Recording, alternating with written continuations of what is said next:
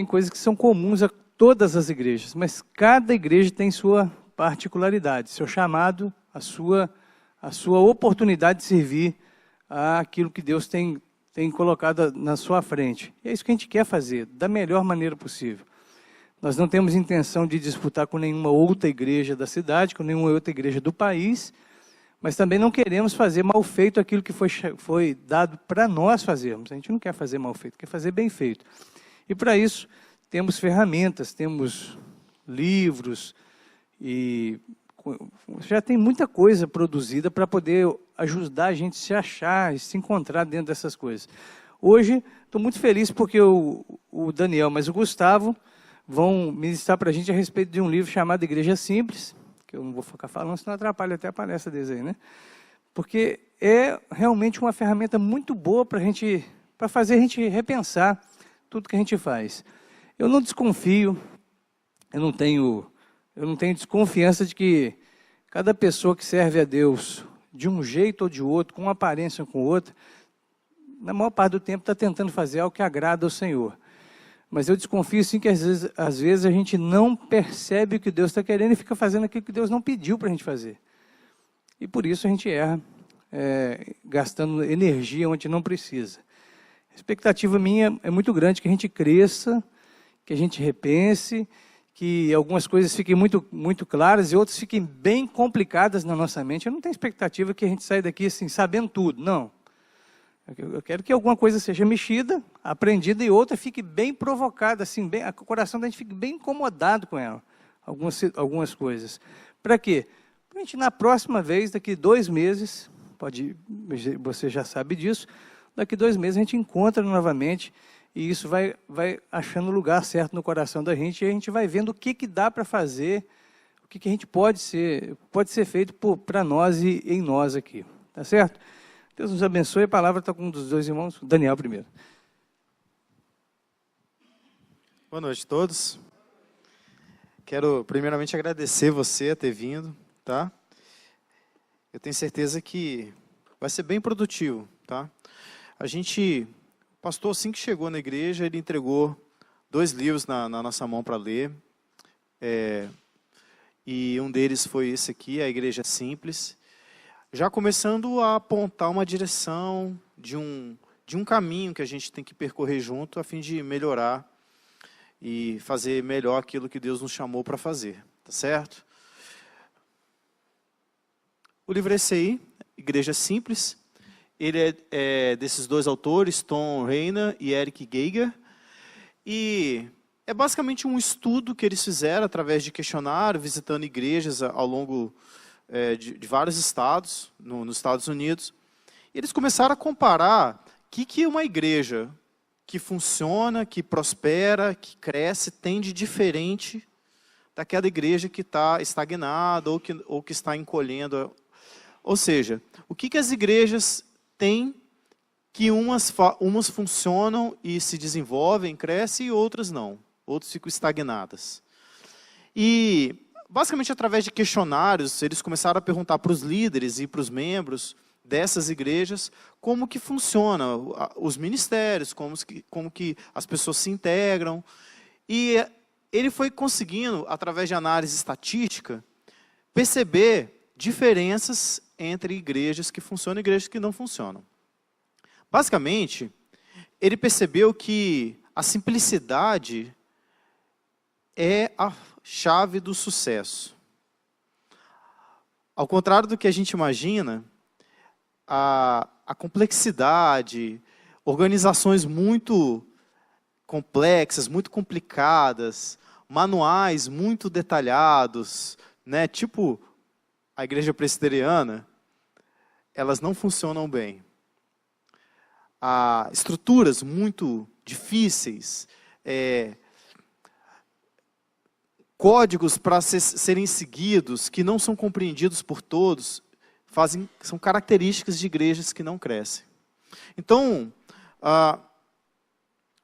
ele basicamente conseguiu traçar uma maneira da gente conseguir trabalhar em prol do reino de Deus, simplificando as coisas para que elas funcionem melhor. Tá certo, gente? A habilidade de simplificar significa eliminar o desnecessário para que o necessário possa falar. A igreja começou muito simples na caminhada cristã. Os primeiros cristãos se reuniam aonde? Nas casas, né? Eles praticamente não existia uma estrutura, né? Você ia na minha casa, junto com um grupo de irmãos, a gente orava, a gente estudava a Bíblia. Depois essa turma começou a ser perseguida, começou a ter dificuldade de se reunir, tinha que se reunir escondido, às vezes até em cemitério, não é?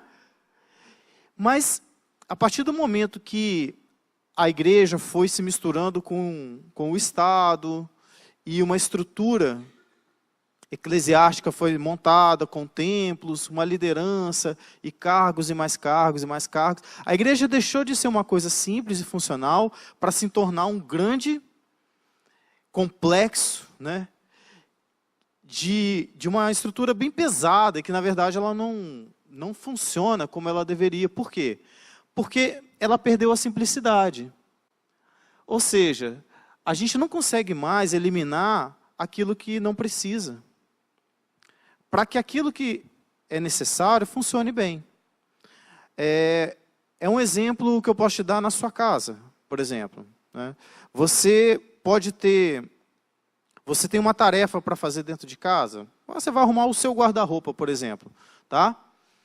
Se você fizer isso, ao mesmo tempo você está fazendo o almoço, você está lavando roupa, as mulheres vão ter mais facilidade, mas os homens vão ter dificuldade. Porque o objetivo ele querer arrumar o guarda-roupa, ele não vai conseguir fazer bem, porque ele tem um monte de outras coisas para fazer também. Tá? Essa é uma característica que só as mulheres conseguem dominar bem. Tá certo?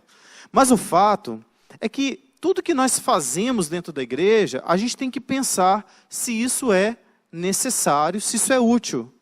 E aquilo que não é necessário, aquilo que não é útil, nós temos que retirar. Porque isso desvia o nosso foco daquilo que é essencial. Tá claro? Eu não estou falando aqui de uma nova igreja, da gente montar uma nova igreja, que é necessário. Não, a gente pode trabalhar como igreja presbiteriana de Itaparica, obedecendo a nossa Constituição, obedecendo o nosso manual, continuarmos sendo presbiteriano, mas a nossa igreja local, ela pode funcionar melhor, eliminando as coisas desnecessárias. Tá certo? Para isso, a gente precisa ter basicamente essas 4 coisas que estão aí, que é clareza, movimento, alinhamento e foco. Eu vou falar sobre a clareza e o movimento, o Gustavo vai falar sobre o alinhamento e o foco. Esses conceitos, eles têm que estar claros aqui, e se vocês saírem com essas 4 coisas bem definidas na cabeça, vocês vão conseguir captar mais ou menos a ideia do livro, que é o que a gente tem por objetivo hoje. Todo mundo aqui conhece o programa do Caldeirão do Hulk, Lar Docilar. Todo mundo conhece. Basicamente, a pessoa tem uma casa e o programa seleciona essa família, pega todo mundo, manda passar férias lá em Fortaleza, e eles ficam algumas semanas reformando aquela casa, e quando a família volta, geralmente tem que pagar uma prenda bem constrangedora, e conseguem pegar a casa, e a casa está completamente reformada. Não é isso? O que a gente precisa pensar na nossa igreja é que mudanças a gente tem que fazer aqui para que a coisa funcione melhor. Algumas casas do programa você consegue, trocando o revestimento, pintando, fazendo uma decoração, você consegue deixar ela ok. Outras casas do programa, você praticamente tem que demolir e construir ela do zero. Depois nós vamos discutir qual que é a situação aqui da nossa igreja. Se a gente só precisa de uns ajustes, uma pintura, ou se a gente precisa começar do zero. Tá certo? O fato é que você tratar de uma reforma na igreja, e não é uma reforma do templo, não é uma reforma das paredes, eu não estou falando aqui de reformar as salas, eu estou falando de reformar a maneira como nós trabalhamos os nossos ministérios aqui dentro da igreja. Por quê? Porque a igreja ela é estruturada para que a gente possa cumprir a nossa missão como igreja. E qual é a nossa missão da igreja? A gente tem basicamente uma missão só. Tem negócio laser aqui? Ah, achei. Cada um exerce o dom que recebeu para servir aos outros, administrando fielmente a graça de Deus em suas múltiplas formas. 1 Pedro 4,10. Nós somos nada mais, nada menos que dispenseiros da graça de Deus. Nós somos mordomos. A nossa única função como igreja local, é servir a graça de Deus numa bandeja para todos aqueles que Deus colocar no nosso caminho. Qualquer energia, qualquer tempo, qualquer programação, qualquer atividade que fizermos fora disso aqui é inútil, é desnecessário, foge ao nosso objetivo. Nosso único objetivo é sermos mordomos da graça de Deus, é dispensarmos a graça de Deus para aqueles que Deus coloca em nosso caminho. Portanto, não se trata de uma reforma do prédio, e sim de organizar os ministérios da igreja de forma que o nosso programa de discipulado seja reformado e a gente cumpra essa tarefa que Deus permitiu e nos chamou a fazer. Tá claro? Então, qual é a única função nossa como igreja? Sermos mordomos da graça de Deus, servirmos a graça de Deus. Quando a equipe do Caldeirão do Hulk chega na casa da pessoa, você tem ali geralmente um arquiteto, né, que vai fazer um projeto e vai entrar uma turma ali que vai executar esse projeto. Independente seja de demolir e começar tudo de novo, ele segue um cronograma ali de forma que cada um tem o seu papel bem estabelecido. Em tempo recorde você consegue fazer uma reforma drástica na casa. Quem já mexeu com obra aqui sabe que isso é uma coisa que só se vê em programa de TV, porque qualquer obrazinha que você faz na tua casa, geralmente é cheio de imprevistos, não é? Por que é cheio de imprevistos? Porque você senta, você faz uma programação, mas nem tudo ocorre de acordo com o que você estava imaginando. Quem aqui já começou uma reforma em casa? Eu estou vivendo isso, que eu estou reformando a minha sala. Tudo começou com a reforma do sofá. Olha, o sofá está precisando de ser reformado. Aí vamos aproveitar que o sofá vai ser retirado para ser reformado? Vamos dar pintura na sala? Vamos. Então, já que está pintando, essa parede aqui, não está legal. Vamos ter uma textura aqui que eu não quero. Eu estou falando vamos, é a Jennifer, tá? Aí, beleza, vamos. Aí amassamos a parede, tirou a textura. Vamos pintar. Então, mas olha só, já que pintamos aqui, não estou gostando desse móvel, não está combinando. Vamos trocar o móvel da sala? Vamos trocar o móvel da sala. Mas para trocar o móvel da sala, tem que trocar a televisão da sala. Porque aí, uma coisa vai levando a outra. Faltou o quê? Planejamento. Tá certo? O dinheiro para contratar um arquiteto. Entendeu? Vocês são esse pessoal aqui, os designers. A turma que vai pensar o que nós vamos transformar no nosso lar Docilar aqui, Igreja Doce Igreja. Tá certo?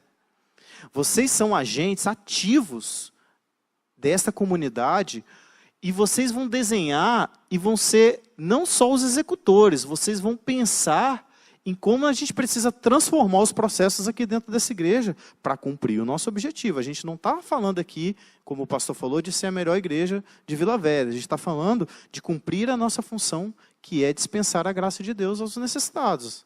Tá certo?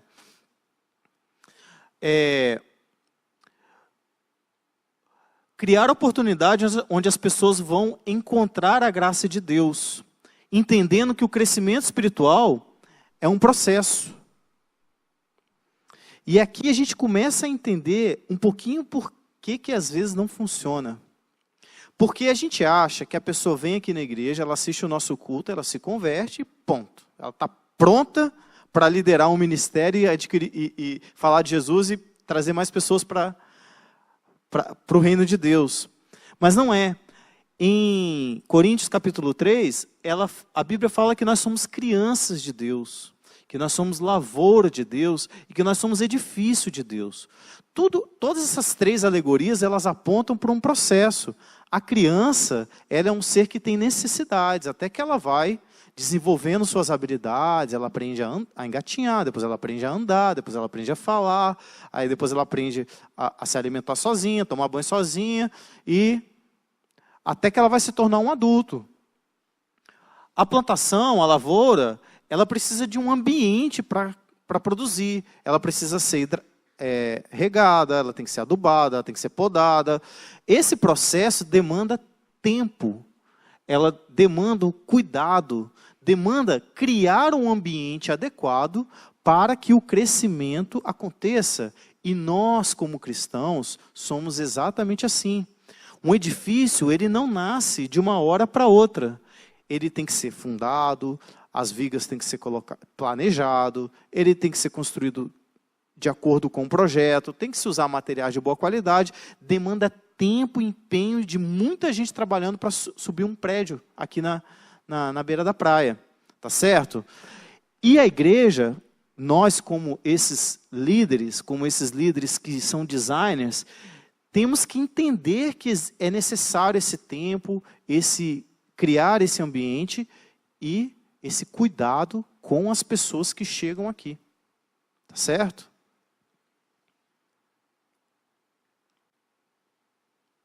Então a igreja simples é uma congregação organizada em torno de um processo objetivo e estratégico que conduz as pessoas dos estágios do crescimento espiritual. Está claro que o crescimento espiritual, ele é um estágio. Está claro que a gente precisa entender essa realidade, que as pessoas precisam se desenvolver e caminhar na vida cristã. E a nossa igreja, para a gente falar assim, essa é uma igreja simples, a gente precisa se organizar, criando um processo que vai conduzir essas pessoas através desses estágios. E se a gente conseguir entender isso hoje, o objetivo, a missão está cumprida. A primeira coisa que a gente tem que saber é que ela é uma congregação organizada.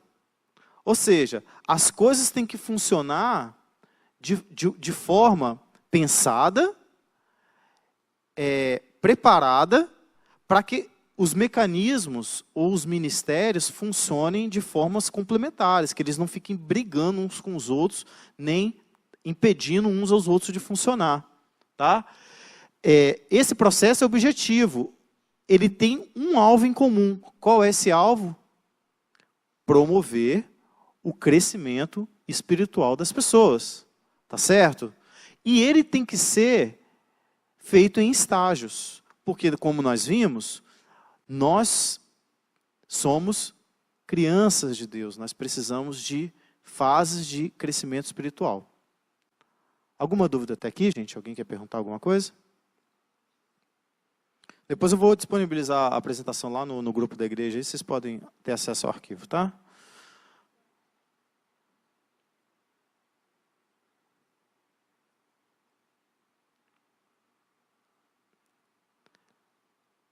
Meu Deus, vamos lá. Tô igual um doido aqui. Clareza, movimento, alinhamento e foco. Se a gente não tiver essas 4 características nos nossos ministérios, a gente vai funcionar como membros de um time de futebol que cada um leva a bola para um lado que quiser. Se nós somos um time e nós temos o objetivo de fazer um gol lá, todo mundo tem que pegar a bola e levar na mesma direção, concordam? Agora imagina um time de maluco que cada um tem um gol imaginário que chuta a bola para uma direção. Ah, o meu gol é lá. Não, o meu gol é lá. O meu tem 7, 8 gols aqui. Nós nunca vamos conseguir chegar ao nosso objetivo, tá? Então nós temos que ter essas 3 coisas para funcionar. Clareza é a habilidade do processo ser comunicado e entendido pelas pessoas. Para a nossa igreja funcionar, a gente tem que ter um processo que seja claramente entendido por todos, principalmente por nós, líderes. E esse processo, ele tem que ser comunicado e entendido de forma que não tenha dúvidas, tá certo? Todo membro da igreja tem que saber qual é o processo de uma pessoa, desde quando ela nos visita aqui pela primeira vez, ela se convertendo, até ela começar a frequentar um grupo pequeno, se for essa a nossa estratégia, até ela ingressar no ministério, até ela começar a liderar, se for o caso. Esse processo de crescimento espiritual tem que estar claro na cabeça de todo mundo. E eu coloquei aqui que a clareza e a simplicidade são o quê? BFFs. Best Friends Forever. Elas são as melhores amigas. A clareza e a simplicidade andam juntas. Porque se a coisa não for simples, as pessoas não vão entender. Se a coisa não for clara e não tiver exposta, que seja de fácil entendimento para todo mundo, as pessoas não vão conseguir chegar no mesmo objetivo em comum. Tá certo? Vocês têm ideia de como é esse processo aqui na nossa igreja? Vocês sabem me explicar? Quem aqui entrou na nossa igreja, quem é que se converteu aqui nessa igreja? Eu me converti aqui nessa igreja. Aqui. Quando você entrou aqui, e hoje você é líder, qual foi o caminho que você percorreu até chegar o momento de ser líder? Ficou claro para você, na sua cabeça, o caminho que você percorreu? Alguém soube te explicar? Ou as coisas foram acontecendo até que de repente você se viu? Foram acontecendo. No meu caso também.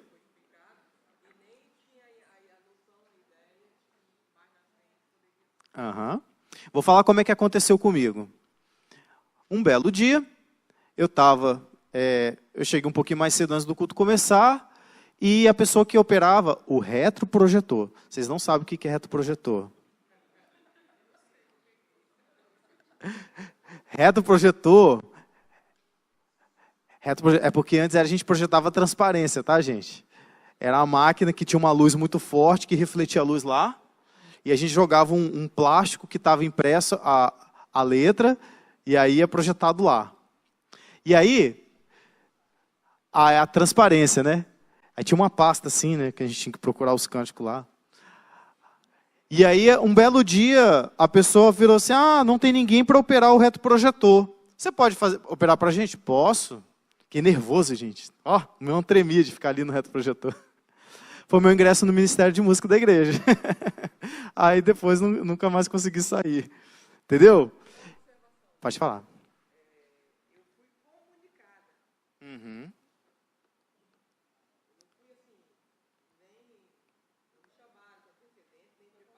Aham.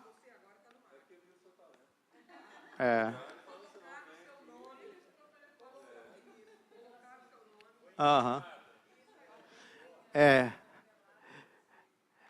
Então, eu acho que a nossa igreja, Meus irmãos, olha só, quando eu falo isso aqui, não me entendam mal, por favor.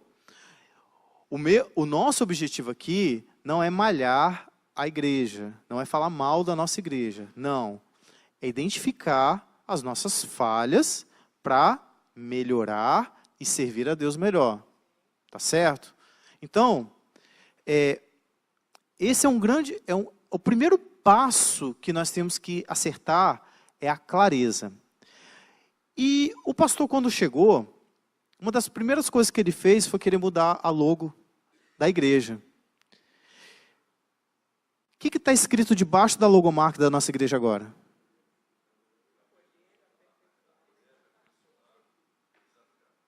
Acolher, aperfeiçoar, desafiar. Eu acho que está um pouco mais claro agora a nossa missão nessa igreja, não está? Todo mundo aqui, querendo ou não, tem uma ideia da nossa função aqui como igreja. Acolher, aperfeiçoar, desafiar. Tudo o que fizermos nessa igreja, eu quero que vocês olhem nessa ótica. Como que o que eu estou fazendo agora, seja montando a mesa do café, sendo ministrando louvor, como eu estou acolhendo, aperfeiçoando e desafiando as pessoas. Você está dando aula no Ministério Infantil? Como que você está acolhendo, como que você está aperfeiçoando e como você está desafiando no Ministério Infantil. Então, eu acho que a clareza, que era um ponto bem nebuloso, a gente conseguiu simplificar. A gente tem 3 coisas para pensar no nosso ministério: acolher, aperfeiçoar e desafiar.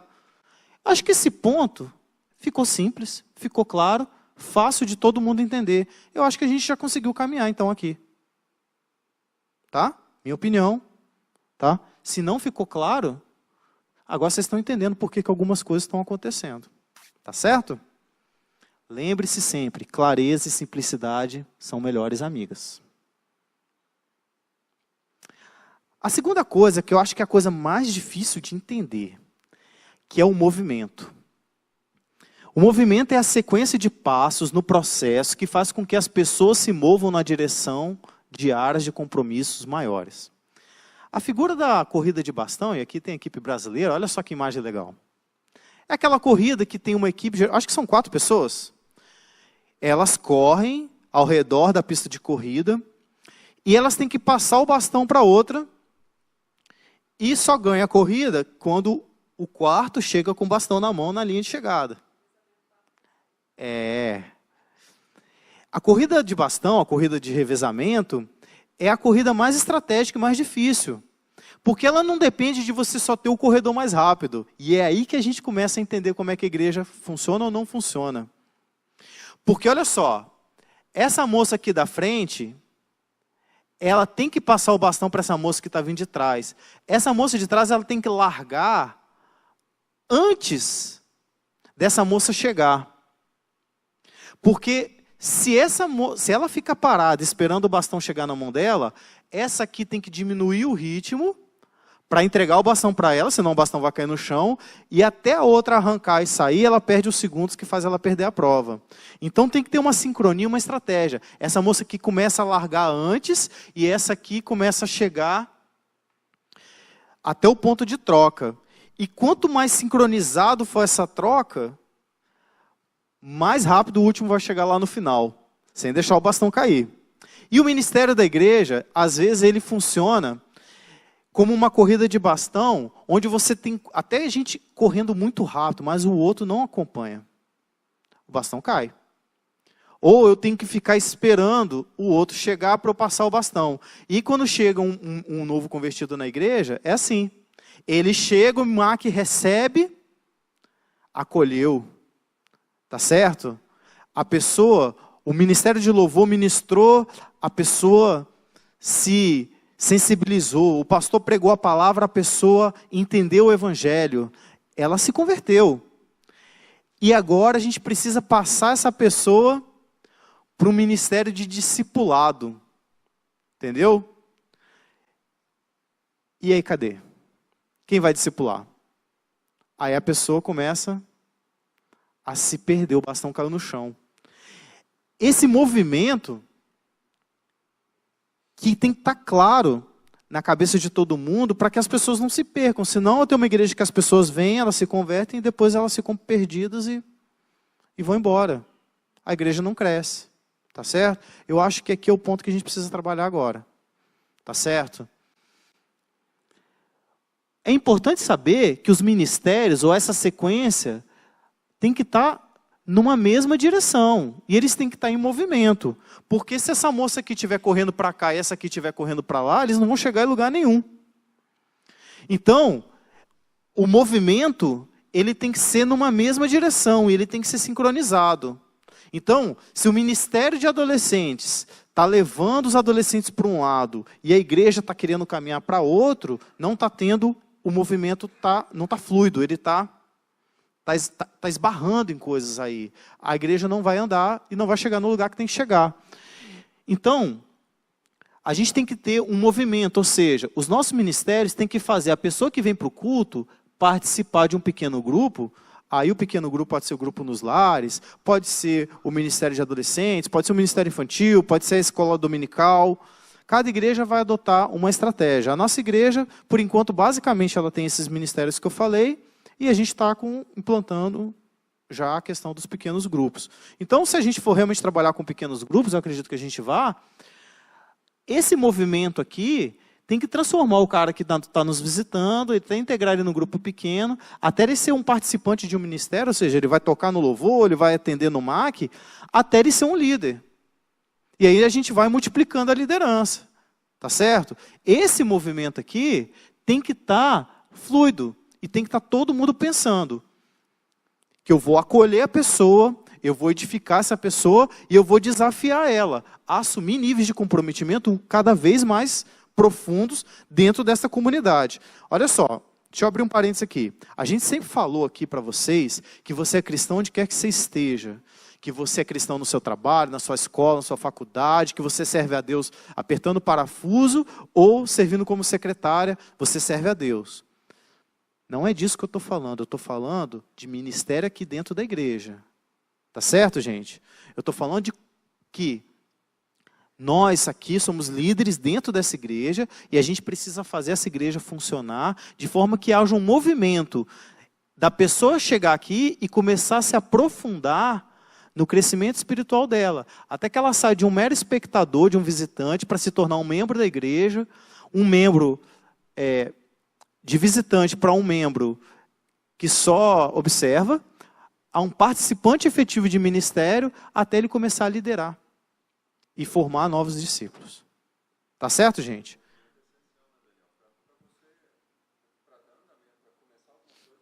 Sim. Sem movimento. Sem movimento a gente não vai chegar em lugar nenhum. Que eu acho que está faltando um pouquinho a gente acertar essas coisas aqui. A gente não consegue dar uma fluidez entre os ministérios que estão trabalhando, mas não há um processo bem claro que leve a pessoa de um caminho para outro, de um estágio para outro. Todos aqui estão nesse estágio aqui, ó. Mas a pessoa que chega aqui, elas estão chegando aqui no final meio que por acidente. De repente elas se veem líderes, tá certo? E a gente precisa então trabalhar esse movimento, combinado? Alguma dúvida até aqui, gente? Vou passar para o Gustavo. Boa noite, irmãos. Deixa eu ver se está alto aqui. Então, eu vou dar continuidade aqui, a gente vai ter uma paradinha, né? Até vou ver com o pastor como que a gente vai ter uma paradinha e depois a gente retorna. Ok. O próximo aqui, a gente vai estar falando sobre o alinhamento. E no caso, o alinhamento que a gente pode imaginar aqui é em relação a... Você pode pensar, você estar alinhado com a igreja, e você pode pensar o seu ministério, o seu trabalho, o que você faz na igreja, estar alinhado com a igreja. Mas a questão de alinhamento do alinhamento do seu ministério com a igreja, ela é totalmente dependente do que a gente conhece da igreja e de qual é o objetivo, aonde nossa igreja quer chegar. Então, para isso que a gente depende da clareza, né, para identificar qual é o objetivo da nossa igreja. Como o Daniel falou, desde que o pastor chegou, a gente tem focado muito em cima disso, e muitas coisas ficaram bem claras de para onde a igreja precisava caminhar. Então, isso facilita, né, porque as coisas começam a se alinhar naturalmente. Porque quando todo mundo começa a ir numa determinada direção, por mais que você esteja vindo de outro caminho, de outro lado, né, você tem várias pessoas andando, quando elas começam a ir na mesma direção, tipo na porta para poder sair, as pessoas começam a se encostar. Então, as pessoas caminhando para a mesma direção, naturalmente existe o alinhamento.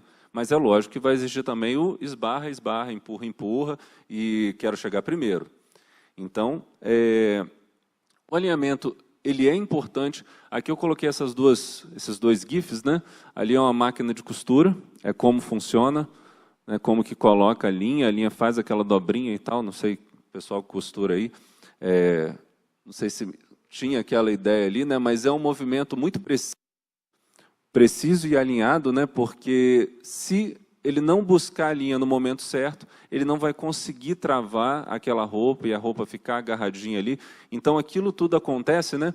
Eu não sei vocês, mas eu sempre ficava pensando assim, poxa, como que a agulha enfia a linha aqui, na hora que volta ela está presa? Né? Eu que não mexo com isso, então a gente tinha essa curiosidade. Acabei achando isso daí, procurando sobre alinhamento, e nós precisamos entender que alinhar o meu ministério ao objetivo da igreja, ele acaba sendo a mesma coisa que alinhar o meu ministério a outro ministério. Se você está no ministério de música, se você está na equipe de louvor, se você está no departamento infantil, você tem que pensar por que você está ali e como aquilo dali está influenciando na igreja. Porque muitas vezes a gente pensa o seguinte, né? Você vai fazer um culto no lar, você vai participar do culto aqui na igreja, vai ter uma reunião. As pessoas pensam, dá como exemplo, né? E as crianças? Né? Nas quartas-feiras, no período de férias, o que a gente vai fazer com as crianças? Como se fosse um peso, né? Como se fosse um negócio assim, poxa, a gente tem que dar um jeito nessas crianças aqui, porque eu quero participar do meu culto e eu quero olhar eu quero poder participar do culto. Aí você exclui a criança para participar do culto. Então, às vezes, a gente fica pensando em resolver algo, né? Tentando ajudar o culto, eu vou resolver a parte das crianças, afastando as crianças. Então, não que eu não concorde, tá, gente? A criança ter o cultinho dela é muito bacana. Mas o que eu estou falando é que, às vezes, a gente pensa naquilo como se fosse um problema a ser resolvido, né? Sendo que, muitas vezes, né, lógico, a pregação, a mensagem, não é adequada para a criança. Geralmente, a criança não vai compreender o que o adulto está falando ali. Mas, irmãos, o ministério infantil alinhado com a equipe de louvor, com os demais ministérios da igreja, a gente começa a pensar como aquilo ali fazendo bem para o culto, para a igreja. Né? Não é muito bonito quando você vê as crianças ali cantando e participando do período de louvor, que nós temos esse costume aqui, as crianças participam da ceia, elas acompanham, os pais veem a ceia, os filhos veem os pais ceando, a gente tem a oportunidade de explicar para os nossos filhos. Essa é uma forma de você alinhar, mas as crianças, as pessoas que estão sendo ensinadas desde cedo na igreja, elas precisam ter compreensão do significado daquilo dali. Para que a criança tem que entender, poxa, para que eu estou aqui no louvor, louvando a Deus e participando desse culto? Né? Nós precisamos explicar isso para os nossos filhos, nós precisamos acompanhar, porque essas crianças estarão sentadas aqui onde nós estamos hoje. Né? Daqui a algum tempo, né, os adolescentes aqui, Murilo era criança aqui, né? Mariana, então assim, nós temos Daniel, né? Daniel acho que era criança aqui, né? Chegou adolescentezinho. Poxa, se desde cedo você mostrar a necessidade do que é a igreja, a necessidade de estar alinhado com outros ministérios, o ministério de louvor, o ministério de casais, o ministério infantil, todos eles têm que pensar juntos. E se o seu ministério, você começa a brigar com outro ministério, querendo alguma coisa que, vamos citar um exemplo, eu pedi o data show primeiro, eu estou precisando do data show, aí o outro, não, eu estou querendo data show também, e tal, como se estivessem disputando um recurso, sendo que os dois recursos, eles são para o mesmo objetivo. Então, às vezes, falta um pouco de sensibilidade quando nós pensamos no alinhamento entre os ministérios.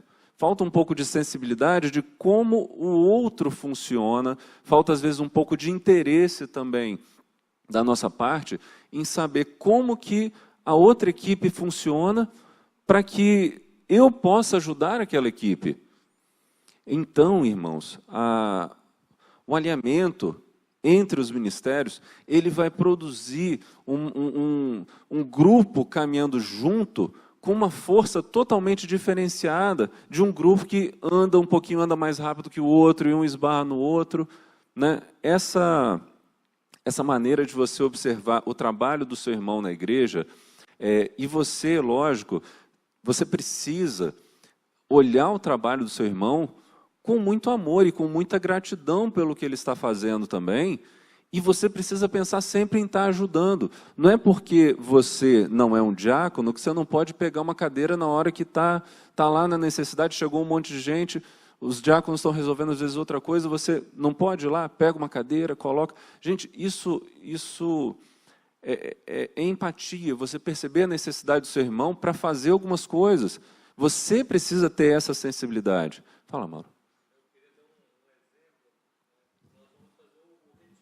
Uhum.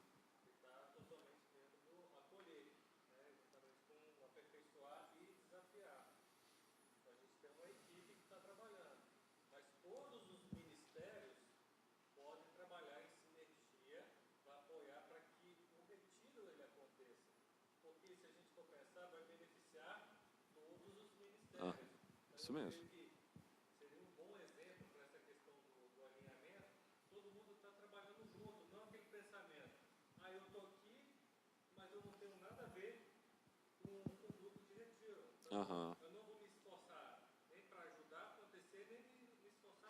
Tipo assim, acontece ali, lá, né? Eu nem tenho ligação com aquele povo, né? Tipo, como se fosse assim, né? Então, você falou a palavra que eu estava procurando há um tempo, a sinergia, né? Essa troca de energia entre os grupos, ela é muito importante. Nós precisamos dar suporte aos outros grupos. Às vezes a gente pensa assim, eu estou indo lá na reunião de liderança, os irmãos vão falar comigo e eu vou me empenhar mais no que eu preciso fazer no meu ministério, no que eu preciso fazer nas minhas atividades, e às vezes essa individualidade que nós temos em fazer o nosso trabalho bem feito, pensando no nosso lado, não é assim que a Bíblia fala. Não é assim que Jesus nos ensinou. Jesus nos ensinou a cuidar do próximo. Primeiro, amar a Deus e depois amar ao próximo. O amar a nós mesmos nem aparece, né? Não precisa. Então, irmãos, nós precisamos pensar no alinhamento, mas não no nosso alinhamento das nossas coisas. Nós precisamos tentar nos ajustar aos outros irmãos. E isso vai produzir frutos que a gente não está acostumado nem a ver. Se você conseguir fazer um trabalho em conjunto com outros irmãos que você não tem contato tão frequente, ou outros irmãos que você não tem, outros ministérios que você nem sabe como é que funciona, às vezes, poxa, vale a pena você procurar saber como aquele ministério funciona. Porque sabendo como aquele ministério funciona, mas eu não sou muito chegado àquele, não é muito a minha praia. Mas você saber como funciona e o que o irmão precisa, isso não vai te causar mal nenhum, né? Vai só produzir, só vai edificar na sua vida, né? Então, a questão do alinhamento, né, dá para entender ali a chave, que é um negócio bem bacana, né? Você tem posições diferentes ali, só que no final, mesmo um grupo, vamos colocar assim, precisando ficar um pouco mais alto do que o outro e tal, mas o objetivo é que todos fiquem iguais. Se um está com maior fraqueza, se um está menor, o outro tem que ficar maior para dar um suporte. Então, se você olhar, a chave ela tem essa irregularidade, mas o objetivo final é que tudo fique bem alinhado. Ok? Bom, aqui eu tenho a ideia de foco. O rapaz ali, ele estava meio sem foco no momento, mas ele aplaudiu. Ele ficou empolgadão com a situação. Ele, não, tá todo mundo aplaudindo aqui, eu estou com a galera, vamos lá, eu preciso ir junto aí também. Estava lá dormindo. A questão do foco, ela tem muito a ver com o nosso objetivo, né? Qual é o objetivo da igreja? Qual é o objetivo em comum nosso, que é ser mordomos da graça, né? É tentar fazer o máximo possível no nosso bairro, ou se tiver qualquer modo da gente ajudar, né, o evangelho a crescer à distância, a gente vai trabalhar por isso, porque o objetivo é o crescimento do evangelho. Nós precisamos ter compaixão das pessoas que não conhecem a Cristo. Nós precisamos, acho que na aula de adolescentes, né, que a Tati falou, até comentei, a gente precisa ter misericórdia daquelas pessoas que não conseguiram compreender o que a gente já entende, né? E para isso, nós precisamos nos dedicar, não para fazer alguma coisa que, não, eu estou aqui, eu faço desse jeitinho na igreja e sempre funcionou assim, eu sempre coloquei a cadeira desse jeito, eu sempre coloquei o pedestal do microfone desse jeito, eu sempre coloquei a caixinha de som desse jeito, ou um exemplo comum agora, né? A escola dominical sempre foi pela manhã, então isso é um absurdo a gente querer mudar, né? Às vezes as pessoas são muito ligadas a alguma coisa que não tem nada a ver, não está na Bíblia, mas aquela religiosidade, né? Aquela religião que foi criada em torno de uma ação, ela pode prender muita gente, né? Então nós devemos entender que essas coisas que estão fora do foco, elas podem ser retiradas, algumas devem ser retiradas, né? Nós precisamos entender que se o foco é a propagação do evangelho e nós trabalharmos em prol disso, algumas coisas, elas podem ser retiradas. Algumas coisas devem ser retiradas. Nós vimos uma necessidade de mudar o horário da escola dominical, né? Então, de acordo com essa necessidade, nós vimos que ia fazer bem para a igreja. Quando eu até falei, né, conversei com meu sogro sobre isso, tal, ele é da Igreja Presbiteriana da Glória, e ele até falou assim, olha, Gustavo, estou sabendo que tem umas igrejas aí mudando o horário da escola dominical. Eu fiquei sabendo disso. Olha, se isso aparecer na sua igreja, não de forma nenhuma deixe isso acontecer com você. Aí ele falou isso, a gente já tinha até reunido sobre o assunto e tal. Eu falei, olha, poxa, seu Moisés, sabe como é? Aí eu falei, olha, é sogro, né? Então a gente tem que ter um cuidado que a gente vai falar. Não, tem muito amor na maneira que eu falo com ele, com minha sogra, então a gente precisa ter cuidado com o que a gente fala. E eu falei com ele, olha, para a nossa igreja, a gente está vendo que isso vai fazer bem, né? Nós estamos vendo alguma dificuldade, isso vai ser colocado lá, né? O conselho vai votar, e eu coloquei bem claro, todas as decisões que a gente precisa votar, se eu votar contrário, mas a outra decisão ganhar, eu apoio totalmente a decisão, mesmo eu tendo perdido. Então, às vezes, a gente precisa entender algumas coisas na igreja, às vezes a gente quer muito uma coisa, planejou que fosse daquele jeitinho, porém a maioria achou melhor de outra forma, e às vezes a gente quer brigar contra aquilo, gente, irmãos, se está fora do foco, você não precisa brigar por isso, né? Se é algo que não está lá na palavra de Deus, que precisa ser daquele jeito, é algo que, gente, não vale a pena, não vale a pena você ir contra algo que vai fazer bem, você tem que tentar analisar, e se você é a única pessoa daquele momento ali, daquela situação, que não se sente tão beneficiada com uma determinada mudança, eu citei a escola dominical, mas tem várias situações, você tem que apoiar a igreja, você tem que apoiar a causa, você tem que apoiar o quê? O desenvolvimento do evangelho, você tem que querer isso, Tá? A não ser que você venha com argumento, não, isso vai prejudicar o crescimento espiritual da nossa igreja, a nossa igreja isso vai prejudicar. Então, se você pensar dessa maneira, aí sim já é uma outra situação a ser conversada. Mas, no caso aí, a gente precisa ter foco, e o que tiver fora disso, né, eu vou falar um pouco mais sobre isso depois. A gente vai fazer uma parada para o café aí. Vamos lá. O livro, ele trata, né, ele cita esse exemplo. Aí eu achei muito interessante eu trazer esse exemplo para nós analisarmos, né? O exemplo é do rei Ezequias. Todo mundo lembra do rei Ezequias? Lembrando assim e tal, por alto, né? A gente sabe que foi um rei que andou nos caminhos do Senhor. O rei Ezequias, vamos ler aqui, ele foi movido pelo Espírito Santo e foi instrumento de Deus para purificar a igreja em Israel. Os pais de Ezequias, pai, avô, como é que foi?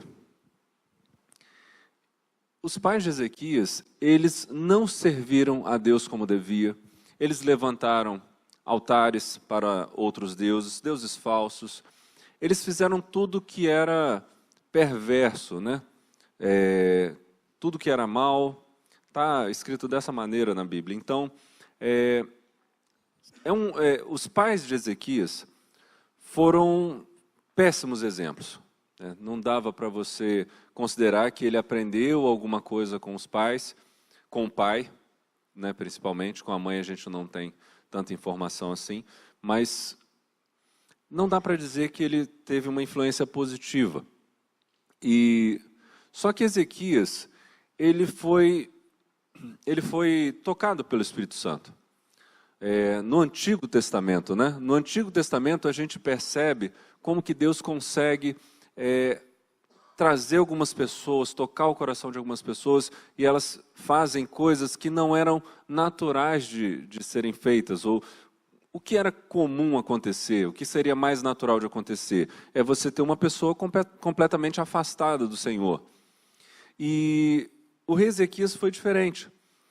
Ele teve um chamado, ele ouviu esse chamado, ele foi profundamente tocado, e a partir desse momento, a partir desse chamado, né, nós sabemos, Deus chamou, então a pessoa ela vai se mover. Então Ezequias ele começou a se mover em direção a que objetivo? Purificar a nação de Israel, purificar o povo de Judá. Então o rei Ezequias, ele foi instrumento de Deus para que todas essas coisas acontecessem. Ali está em 2 Crônicas, né? 2 Crônicas 29:11. Agora, filhos meus, não sejais negligentes, pois o Senhor vos tem escolhido para estardes diante dele, para o servirdes, e para serdes seus ministros e queimadores de incenso. Ali é o chamado de Ezequias para o povo de Israel. Então, quando ele foi tocado, ele era o rei, ele tinha autoridade ali, o objetivo dele foi o quê? Purificar o povo. E o povo que é a igreja. Às vezes a gente pensa só na igreja como a estrutura física, né? Mas ali ele queria purificar o povo, ele queria que a nação fosse transformada. E ele fez tudo possível para que isso acontecesse. Ele derrubou altares, o rei Ezequias, ele purificou o templo estava abandonado, largado, você tinha ali em Israel profetas de tudo quanto é deuses, você tinha uma nação totalmente prostituída a outras religiões.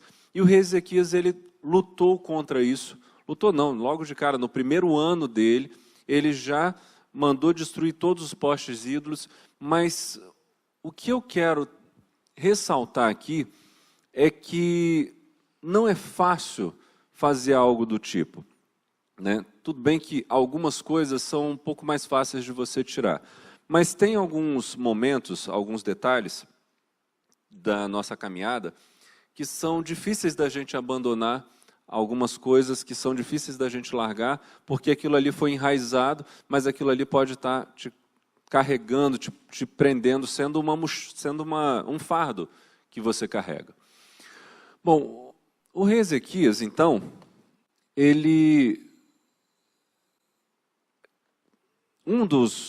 uma das suas atitudes foi derrubar o altar, que foi uma obra do Senhor, que o Senhor pediu para Moisés levantar. Todo mundo lembra do altar da serpente de bronze, né? Todo mundo lembra daquele poste com a serpente de bronze, que foi levantado quando o povo ainda estava caminhando ainda em direção à Terra Prometida. O que aconteceu? Tinham serpentes, Deus tinha enviado serpentes para que picassem o povo e as pessoas estavam ficando envenenadas. Então, Deus falou para Moisés levantar um altar, levantar uma serpente de bronze, para que todos que olhassem aquela serpente fossem curados. Então, as pessoas precisavam olhar para aquela serpente para poder receber a cura. Bom, o que aconteceu ali? Essa serpente de bronze, ela ainda estava lá em Israel e ela ainda era adorada. Ainda não, porque na época eles não adoravam a serpente. Você tinha ali aquela serpente que era só um instrumento de cura do Senhor, para que você olhasse para aquilo, para que você tivesse foco naquele altar. Mas não tem nada a ver com um Deus serpente. Mas o que foi acontecendo? O que aconteceu ao longo do tempo? Aquela serpente, ela passou a ser adorada como se fosse um dos deuses. Já que você tinha tantos deuses que não faziam nada, vamos colocar assim, né? Você tinha muitos deuses ali que não produziam nenhum tipo de milagre, né? Você tinha ali que eram umas peças de bronze, de barro, do que fosse lá, que era simplesmente uma imagem que era adorada, né? Apesar de ter o inimigo ali por trás representando aquilo dali, mas não tinha resultado, era como se fosse um deus lá de madeira que o pessoal fazia lá os seus cultos e aquilo ali, se chovesse, foi porque orou para aquele deus e tal, mas nada comprovado. A serpente, se você colocar, era algo que foi visto, né? Ela curava as pessoas que olhassem para ela, né? Mas Ezequias, ele derrubou. Ezequias, ele derrubou esse altar da serpente, que era algo importante e histórico para a igreja, tá? Porque, sinceramente, irmãos, se Deus realiza um milagre através de alguma coisa aqui na nossa igreja, ou, não sei, vamos pensar alguma coisa, né? Sei lá, um projetor desse aqui pega fogo todinho. Aí alguém ora, o projetor volta a funcionar. Aqui na nossa igreja, né? Imagina, ele pegando fogo ali e tal, aí alguém ora, parou e continua, e depois ele volta a funcionar. Era um milagre, ok?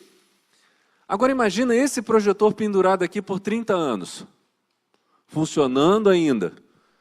Mas as pessoas começaram a adorar o projetor. Não, o projetor ele é parte importante da fundação dessa igreja, porque um milagre foi operado nesse projetor, e esse projetor nunca vai poder sair dali, porque aquele projetor foi obra do Senhor nele, então a gente não pode se desfazer disso. E você tem novas tecnologias sendo lançadas? Melhor, né? Era melhor ter falado do retroprojetor do Daniel, que tivesse pegado fogo.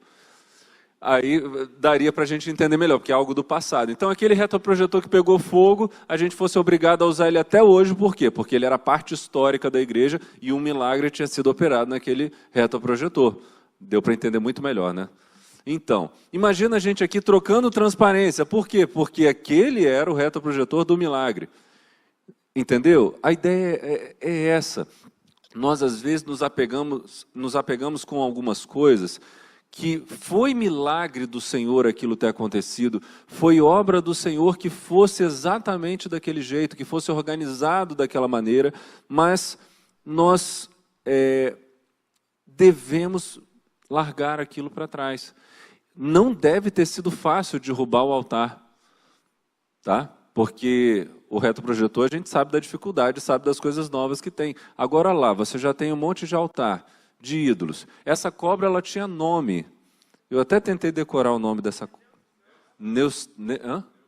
Neustan, isso aí. Eu tentei decorar, falei, vou lembrar desse nome, vou lembrar, mas não deu. Eles deram o nome depois, Exatamente. Era a serpente. Aí deram nome para ela, deram nome para um deus e começaram a adorar aquilo dali. Olha só, entendeu? Ficaram apegados, deu nome, né? Não pode dar nome, né? Igual quando... Às vezes as pessoas elas se apegam a algumas religiosidades, algumas tradições, e aquilo dali pode estar sendo um peso para você, aquilo dali pode estar sendo um peso para a igreja. Não estou indo a favor de neoliberalismo, não, então qualquer coisa assim que for e tal, a gente pode fazer. Não, a gente tem um foco que é a propagação do evangelho, a gente tem que trabalhar para o Senhor. Então, se alguma coisa agride isso, está errado, né? Mas o que vem por fora, que vai estar auxiliando, né, ou, no caso aí, distraindo do nosso foco, a gente tem que ter mais atenção. Só que não devemos brigar por essas coisas, tá? Ali, a gente tinha uma comunidade que simplesmente vivia aquilo por muitos anos e, do nada, teve um impacto muito grande. Claro que o mover do Espírito Santo em Israel, naquele ano, foi algo, assim, fora do comum, tá? Tanto que não houve nenhum rei que fez algo como Ezequias, não houve e nunca haverá, né, como diz a palavra.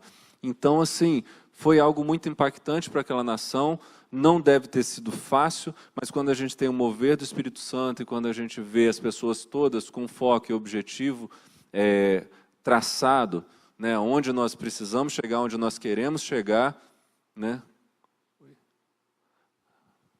Tá cheio de pessoas. Então, quando você vê as pessoas com esse objetivo, trabalhando juntas, fica tudo muito mais fácil. Ok, irmãos? Bom, deixa eu ver aqui.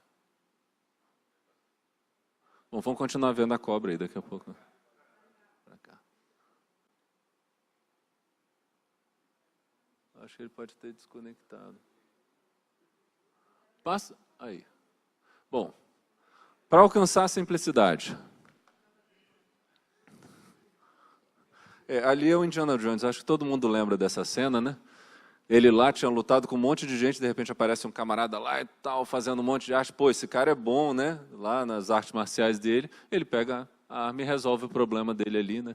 Não tem que ficar mostrando nada para ninguém, se exibindo, ele simplesmente resolveu o problema com simplicidade, que foi matar o cara com um tiro.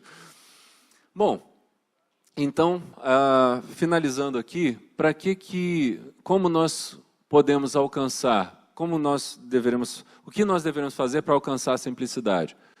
Nós precisamos de ter com clareza o nosso alvo, nós precisamos mover-se na direção desse alvo, nós precisamos alinhar-se nesta direção e manter o foco nesse alvo. São os 4 pontos aí que a gente trabalhou durante toda essa palestra. Cada ação depende da anterior e da posterior. Então, se você vê, manter o foco no alvo e o foco no alvo com clareza, então você acaba tendo um ciclo aí, né? Você precisa... todos esses 4 pontos, eles são best friend forever, como diz aí o presbítero Daniel. Bom, mas como toda reunião de líderes, né? A liderança da igreja está aqui representada, algumas pessoas não puderam vir, mas a opinião de vocês é muito importante para a gente. A gente precisa saber se o pensamento de toda a liderança está com clareza, se vocês estão pensando nos movimentos que precisam ser feitos, se vocês estão alinhados com os outros ministérios e se o foco está bem definido. Nós temos a intenção aqui, claro, toda reunião de liderança é muito bate-papo, sempre muita conversa, porque todos nós aqui somos cabeça pensante na igreja, não cabeça da igreja, tá, gente? Mas somos cabeça dos nossos ministérios ali e nós precisamos pensar algumas coisas para cada um, para cada grupo, nós precisamos entender como a igreja funciona, para que as pessoas que estão chegando no nosso ministério, ou aquelas que estão trabalhando conosco, que elas saibam qual é o objetivo da igreja. e vocês são os responsáveis para passar isso para as pessoas que vocês lideram, né? Então, a gente faz essa reunião porque eles estão querendo passar informações para a gente, né, seguir um caminho direitinho, mas nós também sabemos da importância do que cada um de vocês pensam, porque cada um de vocês está vivendo uma realidade dentro de um grupo pequeno e nós precisamos estar alinhados também. A liderança da igreja, os ministérios da igreja com as lideranças entre elas. Então, a gente vai fazer aqui um momento onde os irmãos vão poder falar um pouco sobre isso e vão... Passa para o próximo. Acho que agora está funcionando aqui. Tá? Isso. Para alcançar a simplicidade, precisamos de toda a liderança. IPB de Taparica, acolher, aperfeiçoar e desafiar. Como Daniel falou, isso está bem claro. Nós somos responsáveis pelo desenvolvimento do Evangelho onde estivermos, todos nós aqui.